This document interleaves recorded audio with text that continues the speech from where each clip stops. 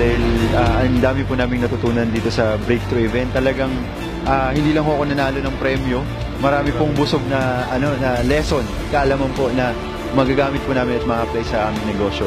Kung paano kailangan i-speak mo yung wants and yung mga don't wants ng mga target market mo. I went to this breakthrough event, so if I want to learn about online marketing and affiliate marketing, that I can apply to my business, so I can achieve financial freedom also. Kailangan mo ng massive team kung gusto mong kumita ng multiple 7 figures.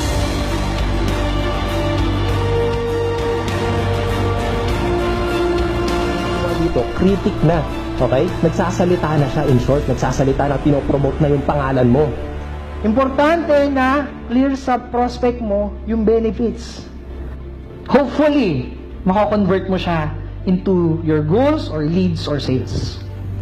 Ang kailangan nyo munang gawin is, again, identify your target market. Ang nagustuhan ko dito sa event na to is siyempre yung learnings na makukuha ko, na matututunan ko nito, at siyempre yung ma-apply ko. People will are asking, you're good in your job, you're earning good, you have a good retirement plan, diba, mag-retire ka, but it's not about you, diba? You need to make a decision as to what you're going to start doing differently from this day forward. So it's not tomorrow, not next week, not next month. You've got to make a decision today. 10 years from now, nakikita mo ba ang sarili mo na nakukuha mo yung mga goals mo? Nakikita mo ba ang sarili mo na masaya, nagkakaroon ng freedom? Nakikita mo ba ang sarili mo na nabibigay lahat ng mga pangangailangan ng pamilya mo?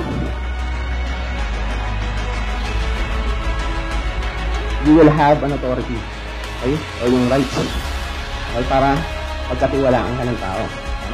Yung isa sa mga bagong product na ilalabas natin next month, no, Rocket Pages. Palakpakan natin yung product na, no? It is designed to help you.